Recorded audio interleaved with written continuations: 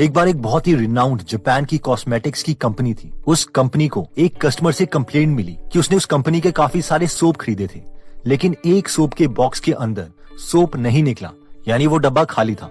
उस कंपनी का मैनेजर नहीं चाहता था कि ऐसी कोई प्रॉब्लम दोबारा से किसी और कस्टमर को आए, इसीलिए उसने इस कंप्लेंट को काफी सीरियसली लिया और ये पता करने की कोशिश की कि प्रॉब्लम कहाँ से आ रही। उसने सोप बनाने वाली सब मशीन्स को अच्छे से चेक करवाया और उसे पता चल गया कि डिलीवरी डिपार्टमेंट में कई बार 10,000 में से एक केस ऐसा आ जाता है जब सोप के बॉक्स में सोप ही नहीं निकलता।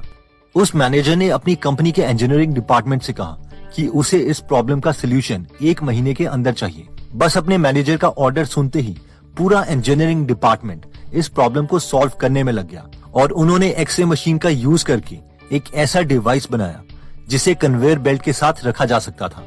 अब जब भी कोई सोप बॉक्स उस कन्वेयर बेल्ट से पास हो रहा होगा तो उस एक्सरे मशीन में लगे मॉनिटर में उस कंपनी का एम्प्लॉय देख सकता है कि किस बॉक्स में सोप है और किस बॉक्स में सोप नहीं है। जब भी ऐसा कोई बॉक्स मिलता है जिस बॉक्स में सोप नहीं है, वो उस कन्वेयर बेल्ट को रोक के उस एम्प्टी सोप के पैकेट को आगे जाने नहीं देगा और उसे कन्वेयर बेल्ट से उतार देगा।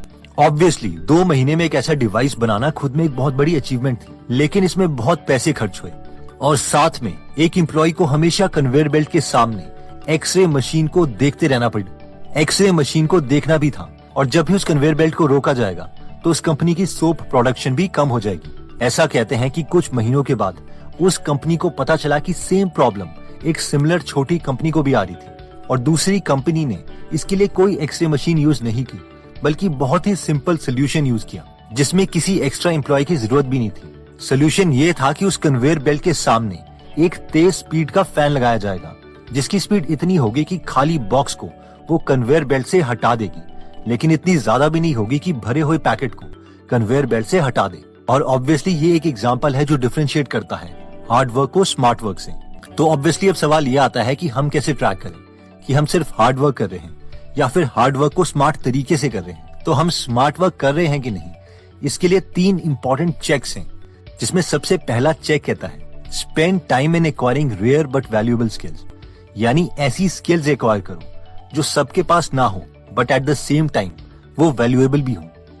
हम में से मैक्सिमम लोग ये गलती करते हैं कि हम किसी ऐसी स्किल में बहुत टाइम इन्वेस्ट कर देते हैं जिसकी मार्केट में उतनी वैल्यू है नहीं। फॉर एग्जाम्पल, अगर हम ये किचन स्किल लेते हैं तो ऑब्वियसली ये एक रेयर स्किल तो है जो सबके पास नहीं है, but at the same time अगर हम कुकिंग के प्रोफेशन में नहीं है और हमने कॉन्शियसली स्किल को सीखने के लिए टाइम निकाला है तो ये हमारे लिए ना किसी और के लिए वैल्यू क्रिएट करता है और इससे हम स्मार्ट वर्क की कैटेगरी में इंक्लूड नहीं कर सकते।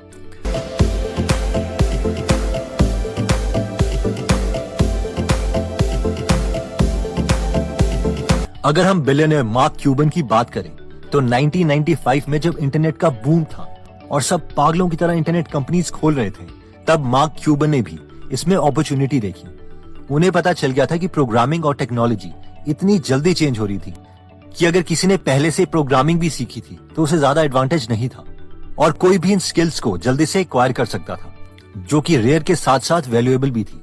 उस वक्त मार्क क्यूबन ने अपने दोस्त टॉड वैगनर के साथ मिलकर ऑडियोनेट नाम की एक कंपनी खोली, जो कि एक पहली इंटरनेट ब्रॉडकास्ट कंपनी थी, यानी आप दुनिया के किसी भी कोने में लाइव रेडियो शो सुन सकते थे, इवन कॉन्सर्ट भी देख सकते थे। ऑब्वियसली ये सब अब बहुत कॉमन हो चुका है, बट एनीवेज इस कंपनी को बाद में broadcast.com नाम दिया गया और जब ये कंपनी फेमस हो गई तो मार्क क्यूबन ने yahoo.com के सीईओ के साथ मीटिंग रखी और उन्हें कहा कि या तो तुम मेरी कंपनी खरीद लो या फिर मैं तुम्हारे बिजनेस के साथ कम्पीट करूंगा। और फाइनली याहू ने broadcast.com को $5.7 बिलियन में खरीद लिया। ये $5.7 बिलियन कैश नहीं था, जबकि याहू के स्टॉक्स दिए गए थे। मार्क क्यूबन को पता था कि इंटरनेट.com का बबल बर्स्ट होने वाला है, जिसकी वजह से याहू के स्टॉक प्राइस की वैल्यू भी कम हो जाएगी। इसलिए उनके पास याहू के जितने भी शेयर्स थे उन शेयर्स को उन्होंने बेचना स्टार्ट कर दिया और फाइनली उससे 24,000 स्क्वायर फीट का मैंशन भी खरीदा और $41 मिलियन का जेट भी। In short he played a smart move और अपने शेयर्स बेच के निकल गए। नेक्स्ट पॉइंट कहता है कि focus on output and not on activity. हम में से ज्यादातर लोग जब काम करते हैं तो वो किसी यूजलेस एक्टिविटी को भी काम ही कंसिडर करते हैं, जबकि जो स्मार्ट लोग होते हैं वो आसानी से डिफरेंशिएट कर सकते हैं कि एक सिंपल एक्टिविटी और एक आउटपुट में क्या डिफरेंस है। एक बार एक बहुत बड़ा शिप का इंजन बंद हो गया था। उसे ठीक करने के लिए शिप के ओनर्स ने बहुत से एक्सपर्ट्स को बुलाया। उन्होंने बहुत चार्जेस भी लिए, बहुत टाइम स्पेंड भी किया, लेकिन इसके बावजूद उन्हें प्रॉब्लम का कुछ पता ही नहीं चल रहा था। फिर किसी ने उस शिप के ओनर्स को बताया कि यहाँ पर एक बूढ़ा आदमी है जो बचपन से शिप्स को रिपेयर कर रहा है, वो इस शिप को रिपेयर कर सकता है। ये सुनकर उस बूढ़े आदमी को वहाँ पर शिप ठीक करने के लिए बुलाया गया। उस बूढ़े आदमी ने उस शिप के इंजन की 15 से 20 मिनट तक जांच पड़ताल की और उसके बाद वो अपना बैग लेके आया और उससे एक हैमर निकाला और इंजन के एक पर्टिकुलर पार्ट में उसे 5-6 बार टैप किया और फिर ओनर्स को इंजन स्टार्ट करने के लिए कहा और जैसा कि एक्सपेक्टेड था वो इंजन चल पड़ा। जब उस बूढ़े आदमी से उसके चार्जेस पूछे गए तो उसने कहा मुझे 1 लाख रुपए चाहिए। इस पर उस शिप के ओनर्स हैरान हो गए। उन्होंने कहा कि इस इंजन को टैप करने के लिए 1 लाख रुपए, तुम्हारा दिमाग तो नहीं खराब हो गया? इस पर उस बूढ़े आदमी ने कहा कि इंजन को टैप करने के तो 200 रुपए ही हैं, लेकिन 99,800 रुपीज ये पता करने के हैं कि टैप करना कहाँ पे है। तुम लोग एक्टिविटी को आउटपुट से कंपेयर कर रहे हो।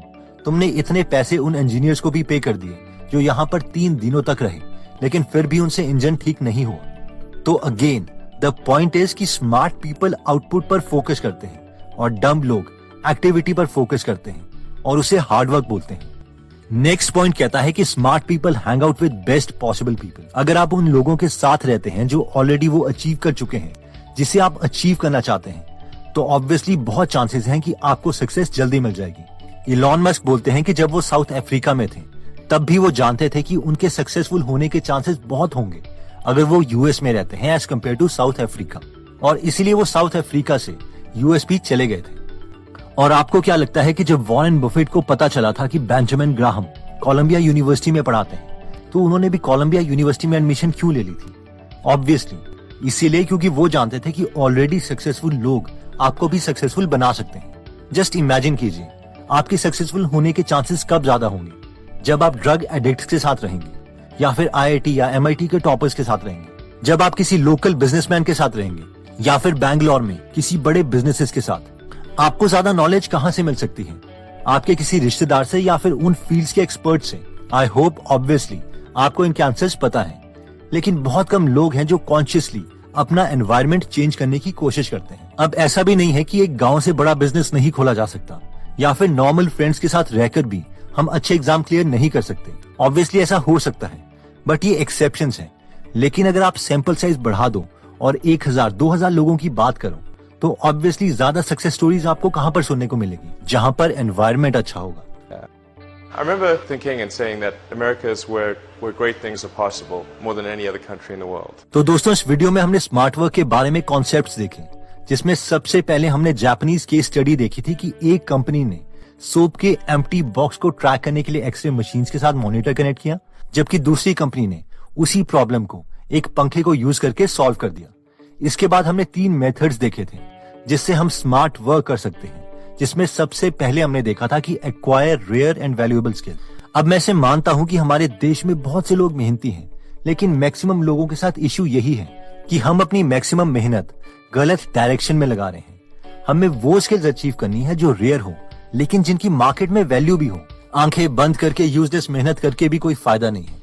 इसमें हमने बिलियनियर मार्क क्यूबन का एग्जाम्पल भी देखा था। सेकंड पॉइंट में हमने देखा था कि आउटपुट पर हमें फोकस करना चाहिए, ना कि एक्टिविटी पर, जिसमें हमने शिप की एक फिक्शनल स्टोरी देखी थी कि कैसे एक शिप ओनर इंजीनियर्स को पैसे देने के लिए रेडी था जो उसकी शिप ठीक करने के लिए 3 दिन तक उसी की शिप में रहे, लेकिन फिर भी शिप ठीक नहीं कर पाए। बट एक बूढ़े आदमी ने 15 मिनट में वो शिप ठीक कर दी, तो उसे पैसे देना उन्हें लॉजिकल नहीं लगा। The only reason for this is कि वो शिप ओनर एक्टिविटी को आउटपुट से कंफ्यूज कर रहा था। आई होप हम खुद के साथ ऐसा नहीं होने देंगे। हमें फोकस करना है कि जब भी हम काम कर रहे हैं तो उससे आउटपुट भी निकले। फाइनली थर्ड पॉइंट में हमने देखा था कि हमारे जीतने के चांसेस तब ज्यादा है जब हम खुद को उस एनवायरनमेंट में उन लोगों के साथ रखते हैं जो ऑलरेडी सक्सेसफुल हो चुके हैं। और ऑब्वियसली हम ये भी जानते हैं कि शुरू में कोई भी सक्सेसफुल इंसान हमारे साथ टाइम स्पेंड नहीं करना चाहेगा। और एक मिडिल क्लास आदमी के लिए सबसे सस्ता सक्सेसफुल लोगों के थॉट्स जानने का यही तरीका है कि हम उनकी बुक्स पढ़ें और नई चीजें लर्न करें।